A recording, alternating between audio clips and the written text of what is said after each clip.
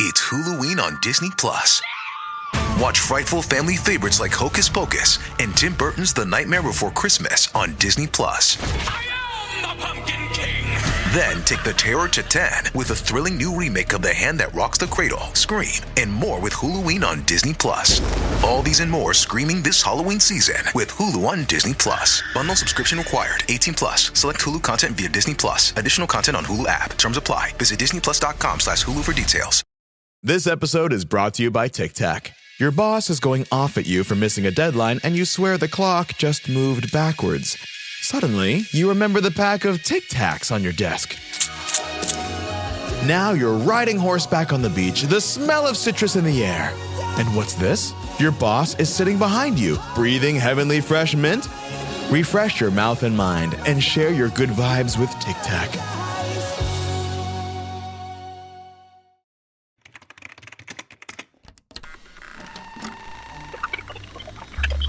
Говорит Москва. If you can hear me, take the encryption button off and try. Hello, True Spies listeners. Welcome back to True Spies Debrief. Here on the Debrief, we catch up with experts from the intelligence and espionage community for a deeper look at the themes, events, and insights that fascinate them, taking you behind some of the world's most consequential, dangerous, and outlandish missions. Behind closed doors, politicians, business people, and power brokers have for generations been sharing and gathering secrets in private clubs. These exclusive spaces, often hidden in plain sight, have quietly shaped the flow of information and influence. Historian Seth Thévoz is the author of a new book about private clubs, London Clubland, a companion for the curious. In today's debrief, Seth joins True Spies producer Morgan Childs to explore these covert places where power and privacy intersect. So Seth, thank you for being here. I am so curious off the bat how you got started with this, how you came to focus on the history of private clubs. It started more or less by accident. I was looking for a PhD topic and originally going to do something else entirely on Winston Churchill. And what I found was that the gold standard for historians in my discipline is unique source material, stuff that's never been used before. And I realized actually from hanging around some of these clubs that quite a lot of them have really very substantial archives that barely ever get used, sometimes because the clubs are very guarded in access to them, or sometimes just because it's not advertised its existence very much.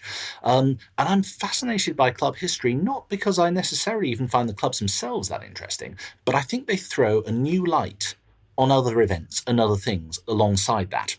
So we tend to be fairly familiar with the sort of big events of history running through the last 50, 200, 300 years. But there's always this club dimension running alongside that, and people going off to their clubs and having a sort of secret, separate existence in their clubs.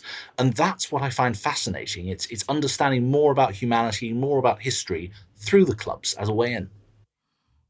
And you're one to say that this is not necessarily, we're not just talking about white men's clubs. No, far from it.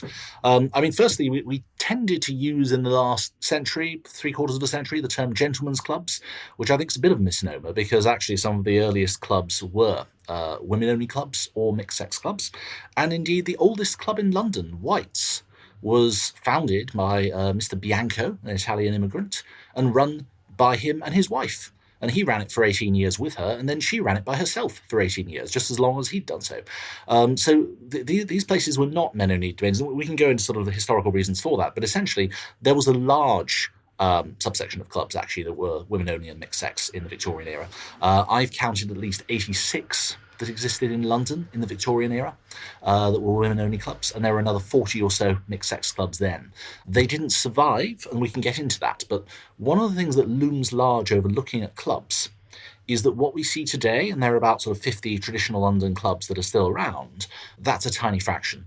historically there were around 600. In other words, more than 90% of them have gone bust. And the number that have survived aren't necessarily representative of what came before. So I'm always fascinated by this missing, lost world beforehand. And obviously we can get into the implications that has for espionage.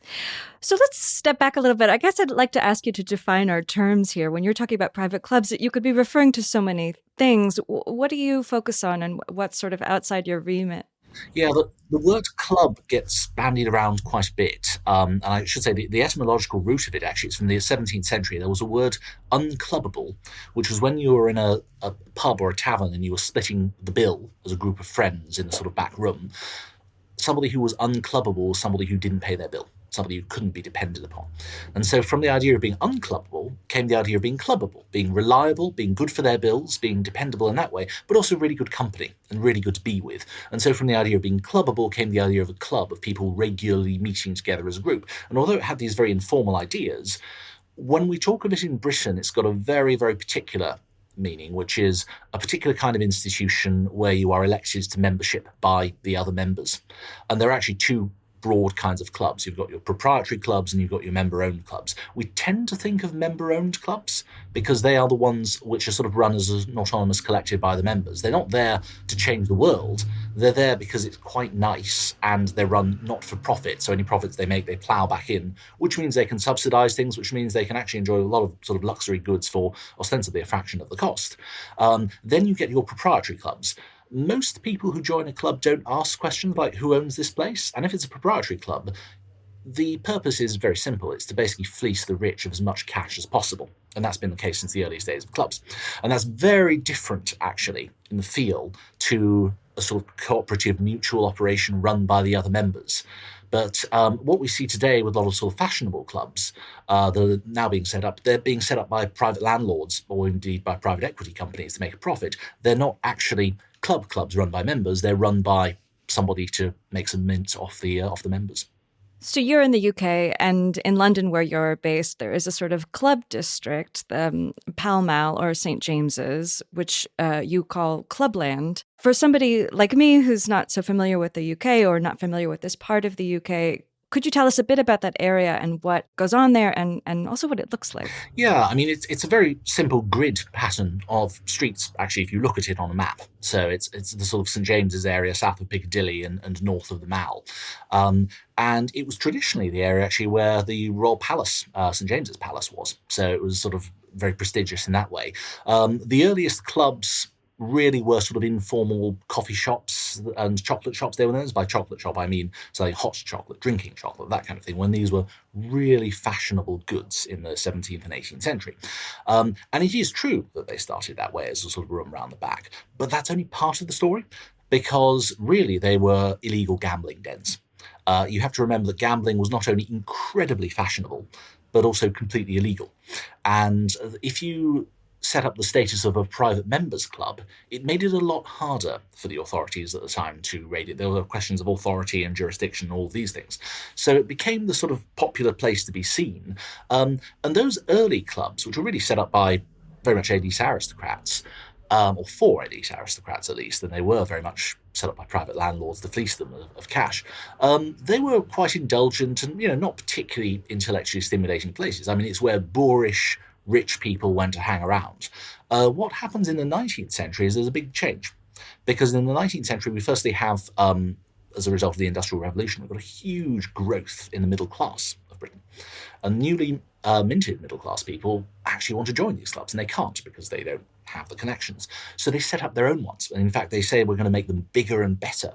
And you start to have a sort of competition amongst these clubs, and they become much more themed clubs in that sort of way for different middle class groups, shared interests, whether they're interested in travel or politics or literature or art or whatever it may be.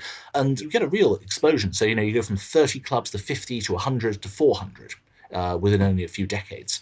But those sort of clubs become much more monolithic. They become much easier to notice. They have these huge mansions which they build for their facilities. So whereas those earlier clubs are really just somebody's living room, or literally just a small house with a pokey little room that can never fit more than 20 people in a room, then you start to move on to something where you can fit 300 in a massive hall, and they really want to be seen and want to be going in and out of it in that way. And the clubs become a sort of part of the English establishment, like a kind of rite of passage in the 19th century. They're somewhere where you haven't really arrived in English society unless you have at least one, and very often multiple clubs. And I think the British are also quite obsessed with seals of approval about how they do their leisure.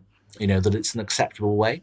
So we start to organise other things along the lines of clubs. So all of our cricket clubs to this day have their rule books based on these Pall Mall elite clubs, even though they didn't originally do really sports, most of them at all. We nonetheless organise things in that way. Our earliest association football, although it's changed quite a bit now, it was organised around clubs. Quite a lot of our private libraries were organised around clubs. So the idea was that you would pay in to a private community of like-minded individuals who would share your interests. And there are good things about that, genuinely. There are also some quite unpleasant things as well. All the bigotry and snobbery and pettiness that's ascribed to these places, there's absolutely some truth in that, but it depends on when and where. Well, these are also really seats of power, right? And your earlier book has the title Club Government. This is a book that came out of your PhD thesis. What are you referring to with that title? In 1834, the British Parliament burned down, and it took them the best part of 40-odd years to build the current Houses of Parliament, that big edifice you see with Big Ben on it now. And during that time, Parliament was quite literally a building site, so they had to migrate the functions of government to the clubs. And they were literally running large parts of the country out of the clubs, actually, and they provided offices for the political parties. They weren't, doing legislative things, but they were doing things like whipping operations for Parliament. They were doing things like funding of political parties and political candidates. And when they came to build the current Houses of Parliament, who did they commission to build it? Well, they said, we really like those clubhouses we've been based in. Let's get one of those club architects in, Charles Barry, who built the Travellers and the Reform Club. And if you look at the commission, it says, we want a member's tea room and a member's coffee room and all of these facilities we've had in St James's. And it's no coincidence that Charles Dickens then observes that the House of Parliament we currently have is the best club in London. That was the whole point. I think also it's worth pointing out a difference between the past and the present on this, which is that when we look at clubs now, they're pretty faded-looking places a lot of the time. And most of the 20th century was spent, not having enough money to upkeep the furniture and all these kinds of things, and the roof falling in.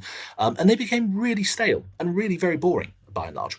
And that's what we think of when we see clubs. Could you describe for us Pall Mall and what it looks like and also what's there now? Yeah, so Pall Mall is a very broad street. It actually starts at one end with what's technically called Pall Mall East, running into Trafalgar Square. And it runs all the way to the edge of St James's Palace. And the south side in particular, every building on the south side has been a club at some point. The north side was also dotted with buildings that have been clubs at one time or another. And Pall Mall started as sort of tavern, sociable, pubable kind of region, but it's become very much a pillar of the establishment.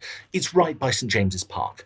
It's right by the government ministries. It's right in the heart of the government district in Whitehall. This is like looking at Washington, D.C. and saying, this isn't Georgetown. This is right by the White House and the Capitol. This is that kind of area of London. So it couldn't be more central for the governance of Britain. And what I say about the sort of long, slow decline of clubs is also very relevant to this, especially if we're looking at Ian Fleming's time, because he's entering them just as they're getting really fusty and really stale. And so this is a time where, remember, if we're talking about Fleming's lifetime, wartime and after wartime, there's a lot of rationing. We continue to have food rationing in this country until 1953. Privation, poverty, and if, like Fleming, or someone who takes creature comforts very seriously, then having this old, faded, crumbling mansion of a clubhouse is something quite special. Now, if we look at Fleming and how he uses clubs, he'd actually originally been a member of White's, London's oldest club. He joined that in 1936. And White's is a very, very small club indeed. I mean, it's like walking into a broom cupboard. But that's fantastic because it's sociable. It forces people together. You can't sit in your own corner reading the paper. You're literally just standing there in the bar. Upstairs, the mainstay of it is what's known as the coffee room, because of the roots of these clubs as coffee, and by that I mean it's actually the dining room. And so the main dining room, for which lunch is the main event, that's a huge, ornate room with red Victorian wallpaper that's very lush and a big barrel vaulted ceiling on top that's little curves. There are also things like a little private dining room around the back and a card room. But it's a very small set of premises and very intimate. Fleming didn't like it after a while. White's is known for being not only very aristocratic, but very rich, and it has a slightly obnoxious reputation in certain circles about it. Fleming quit White's because he said, and I quote, "they gas too much." He thought it was a far too gossipy place. And for somebody who was working in naval intelligence, that wasn't necessarily a good thing. Fleming was somebody who really enjoyed his clubs. And as you say, he moves over to Boodles. He becomes a member in 42. I don't know if you've ever read David Niven's autobiography, The Moons and Balloons. It's one of the great memoirs of all time, full of fantastic stories. And he does talk about how he bumps into Fleming, because Niven was, already an established film star, albeit not, A grade. He was a sort of supporting player in 1940. But he works his own passage back to London during the war at his own expense to join the war effort. And while he's waiting to do so, he goes to his club, which is Boodles. And he finds, firstly, there's a man who doesn't like him, who tries to sort of flick him away and makes noises at him, flicking him with a newspaper, and he's wondering what's going on. He's wondering, should I throw him a fish or something? And it turns out he's sitting in the man's favourite chair. And then he looks angry and he summons a steward and he says, "Get me a list of the members right now." And he looks at him because he clearly recognises David Niven as the film star, and he looks at the members. He's clearly looking up if David Niven is a member, and then he goes "ah!" and lets out a scream of frustration to find he is actually somebody who's allowed to be there. But meanwhile, there's a chap who's watching this, a naval lieutenant commander who's enjoying it greatly, who says, "Yes, I like a bit of cabaret," and it's actually Ian Fleming who'd been hanging around there. Clubs are a way where they are the social network of their day. They are for people who want to meet others, even if they haven't been properly introduced in society. And for a very hidebound, traditional, formal British way of socialising, if someone's a member of a club or a guest in a club, by definition, they know someone who knows someone who knows someone else who moves in your circles. So that's part of the allure of these places. And I should say that when we look at clubs, and this is something I've really found the more time I've spent in them, as an outsider, the first thing you latch onto is what the room looks like, what the building looks like, what physically it's like, how the great mystery of what's beyond that door. Actually, when you're inside, the most interesting thing is what the people are like and the culture of the people and how they behave. And that can vary considerably. Sometimes if a club has a formal theme, like my main club is the Athenaeum, which is very much a club for academics, a lot of civil servants as well. But then sometimes it doesn't have a theme. Sometimes it's just simply a culture within it. So Fleming's adopted second club, which he enjoyed far more and he remained a member of until the end of his days, was Boodles. And that's much more a club for the country squirearchy. So most of their members live in the countryside. They're aristocrats. The club does have bedrooms and they stay at Boodles. It's a very small, very charming place. A lot of style. It probably has the most unchanged 18th century interior of any building. And apart from maybe the first floor saloon, none of the rooms is terribly grand, but they're all very elegant. They're all sort of small scale, intimate, charming in that sort of way. And of course, that becomes a major influence on Fleming himself when later in the Bond novels he writes about Blades, because Blades is an entirely fictional club which doesn't fully match any club, but it's really a synthesis in the description of a bit of White's, a bit of Pratt's, which is on Park Place nearby, and a bit of Boodles, a lot of Boodles. In fact, it's essentially about 3 times larger than Boodles, which you can guess from the number of windows described to be along the front. Another name that might ring a bell to True Spies listeners is the Reform Club, which was also on Pall Mall, and Guy Burgess was a member there. He was, of course, one of the Cambridge Five. I also know that Graham Greene made it a secret meeting place for MI6 members in one of his novels. But I'm curious about Burgess in particular. I wonder if you have ideas about what the Reform Club might have done for him as somebody who was so famously inclined to both alcohol and gossip. Well, I think there's both stock in trade in many clubs, by all means, but people are not averse to alcohol or gossip. The Reform is actually a very logical club for Guy Burgess. It was set up officially for the Liberal Party, really, in 1836. It was for liberals and reformers, political reformers in the wake of the Great Reform Act. What happens afterwards is the collapse of the Liberal Party. So that by the 1930s, it stops being a formal liberal club. I mean, it had already had a sort of fairly tenuous political relationship. It becomes primarily a social club for people interested in political issues, but who consider themselves reformers. And as a result, it became the club of choice for people on the left. So because there wasn't an existing historic Labour club in London, a lot of Labour parliamentarians set up, but a lot of communist sympathisers, like Guy Burgess, would also quietly join a reform club and feel very much at home there. It's slightly incongruous because it's an incredibly palatial and lush building. It's one of the best preserved Victorian of 19th century buildings in Clubland. But I'll tell you a story, actually, which is that I was in the reform club last year and I was sort of rifling amongst some books on the library shelves, and I picked one up and I found a bookmark in it belonging to Guy Burgess, which had clearly been there for the best part of 80 or more years. How did you know it was his? It had his name on it. It was a bookmark from Foyle's Bookshop in central London, where you could input the name of the owner, and so he'd written his name in hand. This bookmark belongs to Guy Burgess, which, yes, that was an unexpected pleasure. But you find these sorts of treasures hiding around in plain sight in clubs sometimes. I think also, if we look at actually what a spy does, clubs are of enormous interest to spies because they're discreet, because they're a place where people can let their hair down. They're a place where people can be themselves, or they should be themselves. So a lot of the sort of image of clubs, or people really interested in getting in who tend not to get in, is, well, I must put on airs and graces and be terribly grand and boast about my wealth and my connections. That's not how people behave in clubs at all. It's literally just somebody's living room with an old group of friends very often, and a few newcomers as well, and saying, have you met my friend who's in town, that kind of thing. And as a result, for a spy, that is gold dust. It's worth noting that, as well as Burgess, Maclean was also a member of the Reform as well. Philby was a member of the Athenaeum a couple of doors up. They had a fairly good coverage of clubs that were very well connected. When the Reform stopped being a political club, it actually became more a club for economists as well. So it was very big with Treasury civil servants, which means that you could know exactly what was going on for UK economic policy just by being a member of the Reform Club in the 1930s, buttonholding the members, talking to them there. Next door is the Travellers. The Travellers was a club explicitly set up for diplomats. That's a club that's sandwiched between the Athenaeum and the Reform. And the Travellers has, to this day, a fair number of people in the intelligence services who join it. They also have a lot of connections with diplomats because they make ambassadors from some countries honorary members. They've made it very clear that the Russian ambassador is not welcome as long as the invasion of Ukraine continues. But they are very much a sort of a trading post for ambassadors to talk off the record and for aides to talk off the record, because if the ambassador joins free, then very often several of their secretaries will join as paying members. So you tend to get a diplomatic interchange in that way.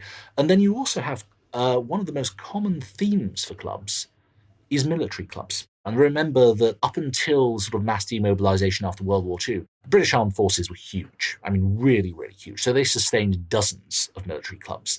There were not just clubs for the Navy and the Army, and there still are Army and Navy clubs. There were specific clubs for, the nursing yeomanry and the Naval Reserve and all of these sorts of subgroups of them. They all had their own clubs.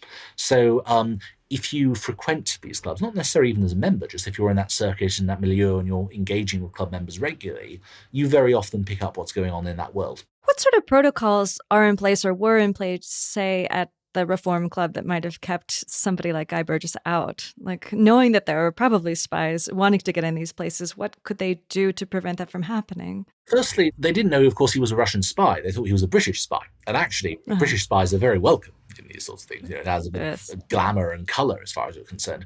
It's also worth pointing out that although it's often really hard to join a club, I'll let you in on a little secret, which is it's almost impossible to expel someone. And that's partly because clubs are mortified of the fear of litigation and things, dragging on forever and the cost of this, so that one case, even if the club is completely vindicated in how it conducts a disciplinary and how it expels someone, you can still be several £1 million down in legal costs at the end of it.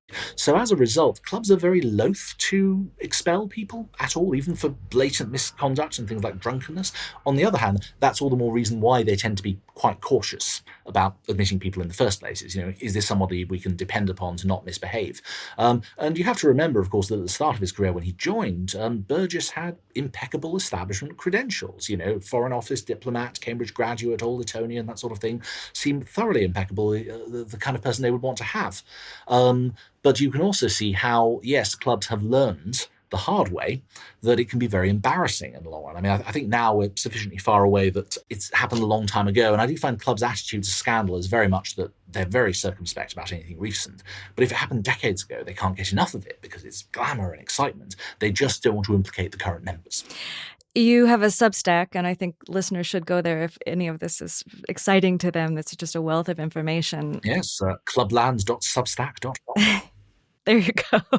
And you wrote in an early post that and I'm going to quote you back to you, you said, "You'll obviously always remain constrained by keeping a certain number of confidences." And yes. I, of course, don't want to ask you to betray any secrets, but I am curious what sort of confidences research on private clubs tends to dig up. Well, I mean, there are several ways I could answer that because I use it in a variety of ways. I think you're asking as a historian, but I would say actually what's probably a more revealing answer is if I tell you as a club member. Mm-hmm. You know, I will talk all the time to people in clubs, and it's quite important that people are able to sort of unburden themselves to me, and I'm not going to dob them into the papers, etc. But at the same time, the general attitude in clubs is what is said in a club stays in a club. There used to be an interesting 19th century way around this, which is there was a genre of literature which was a gossip column made up of gossip shared with you on the front footsteps of a club, which wasn't technically inside the boundaries of a club, but it had the promise of having been informed by something in there. Today, people are not generally so precise about that. And actually, it has to be said that things leak out of clubs all the time. You know, you get leaked photographs and things. But then the photographs will very often show a very boring group of people speaking. In terms of what people talk about, theoretically, there's meant to be a ban on business in a great many of clubs, but actually that's not quite the way it works. I mean, you know, I've certainly been present at people saying, yes, we're definitely not having a business meeting whilst winking all throughout it, because it's actually a dinner to celebrate a business transaction, which may have been done off premises separately, but it's sort of part of that milieu. So there's certainly elements of commercial confidentiality within that. It's also just the ability to unburden themselves. I mean, you know, most people at the end of a long day are not going to be saying, I want to tell you all about these state secrets. They're going to be saying, this person in the office has really hacked me off, and how do I deal with them? You know, and that's the kind of everyday conversation you might have in a pub, which you'll equally have in a club. So a lot of it, like gossip, is incredibly minute in its importance. But then if you read diplomatic cables, if you read the kind of tip-offs that intelligence officers share, they're really interested in that. They're interested in the human dimension, what makes people tick. And if as an intelligence officer you're building up a psychological profile, particularly of people who are decision makers, whether they're politicians or civil servants or people in public bodies, whatever it may be, understanding how decision makers work when you're a foreign entity in particular, that's exactly the kind of thing that Guy Burgess would have wanted to know. And seeing people unwind in a place like the Reform Club is exactly what would have interested Burgess. I have to ask you, you yourself were targeted for recruitment, as you wrote in one of your earlier books. Mm-hmm. Tell us that story. Yeah, I mean, it was so it was a catch-up lunch with somebody I was at Cambridge with, and I wouldn't say a friend, but I'd say a recurring acquaintance. He's a very entertaining fellow who's always sort of good value to talk to. So I would often not see him for anything between 6 and 18 months. And he asked me, do you want to go for a catch-up lunch? Sure. And he starts telling me about how he's earning really good money working for the Chinese government. I mean, he names specifically which very senior official he's working for and reporting back to, because he had a parliamentary pass. So he says, yeah, what I do is I give them parliamentary papers from the table office because it's free there, and I tell them they're classified papers, and they're delighted by that, absolutely thrilled by that. And he starts describing what he's paid and the perks that he gets and the house that he's put up in and the holidays that he's sent on. And I do say to him, but those are public documents. That's insane. I mean, quite aside from the ethics of it, those are literally available in the parliamentary gift shop, and there's a price on the back of them, isn't there? If I remember, because I used to work in Parliament myself. And he said, "Oh yes, I've thought of that. The thing is, what I tell them is it's so top secret that in case it's found publicly, what they do is they put a price on it to make it look like it's less important than it is." And I just thought this is insane. So, I basically had to report him to the authorities. I reported him to the British Intelligence Services. What then happened was, normally it was, as I say, about 6 to 18 months between hearing from him. Instead, about 3 weeks later, I hear from him saying, "Seth, can you do lunch again?" Yeah, sure, fine. And he was, they're very angry. Who's very angry? They're all very, very angry with everyone about what I'm doing and how I earn a living. They they've somehow found out. And, nothing was explicitly said, but he knew, and I knew that he knew, and he knew that I knew that he knew, and so forth. So it was an interesting insight, but, this was actually pretty low grade, pretty incompetent espionage. This was, somebody who's grifting basically off the Chinese intelligence services. But then the way these things work, it's not always the case. In fact, it usually isn't the case that, a spy is a high-level agent XXX who's well-placed and is frequently sending detailed reports back to Moscow or Beijing. In fact, it's about managing intelligence sources, and he was clearly a compromised source. And even the fact that he was sending them low-grade stuff would have compromised him. It would have made him susceptible to blackmail. I should say, and I'm trying to keep his identity secret, that he did subsequently show up in the papers as having gone missing. And the police said they were very keen to speak to him and making it very clear that he wasn't in trouble this time.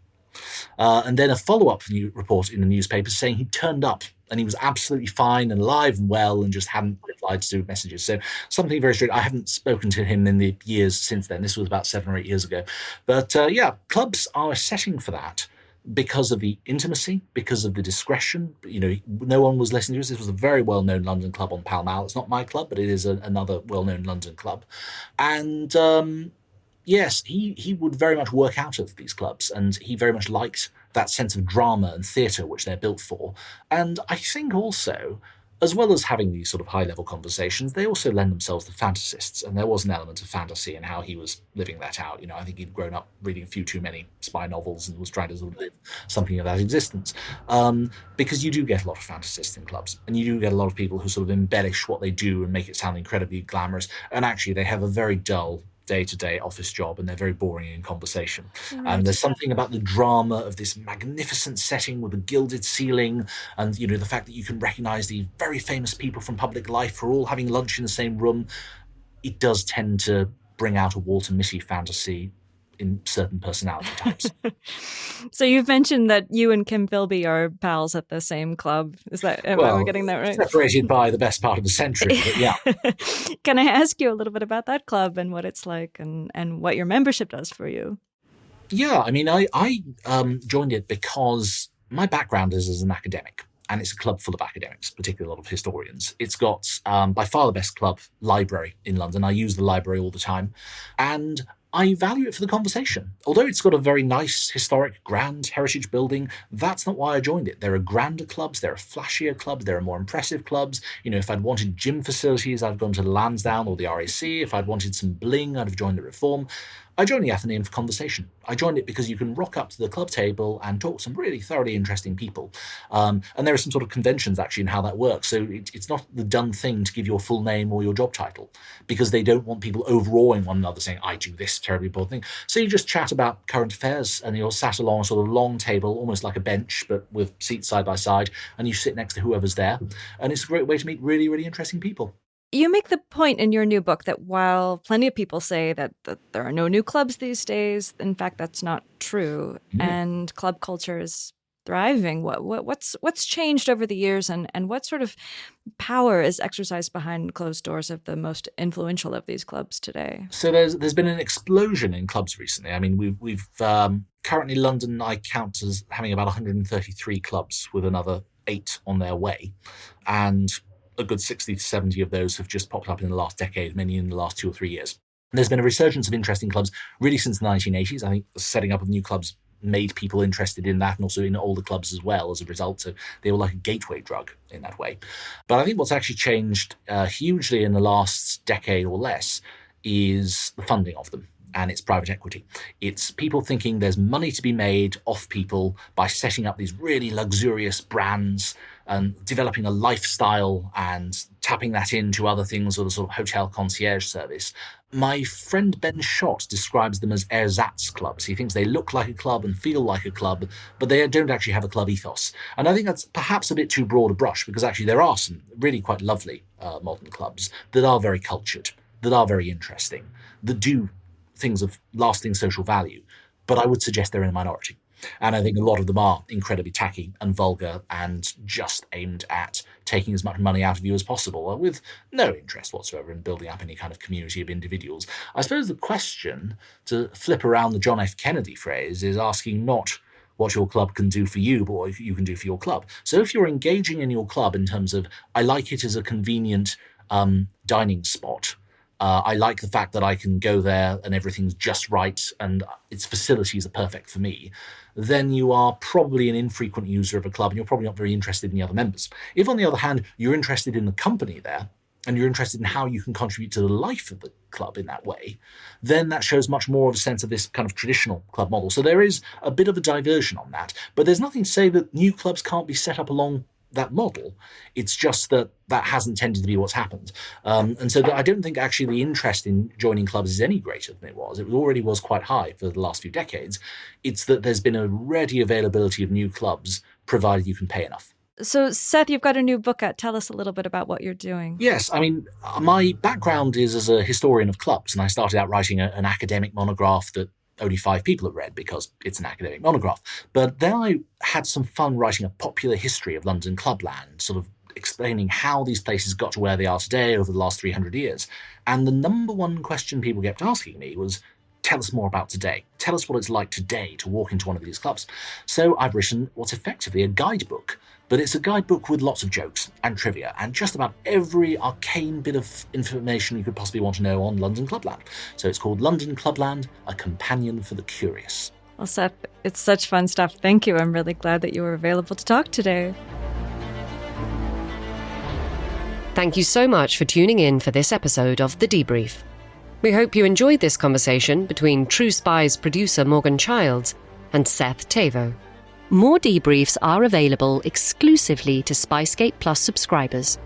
You'll also be able to access other premium series, like The Razumov Files, our ambitious retelling of Joseph Conrad's Under Western Eyes.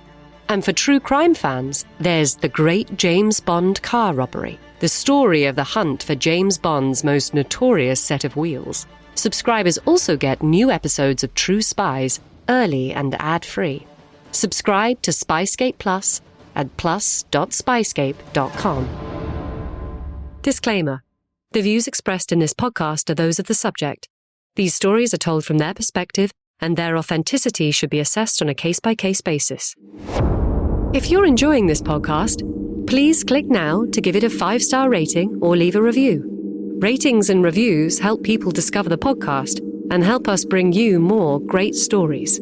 And if you have some time, why not forward the podcast to a friend?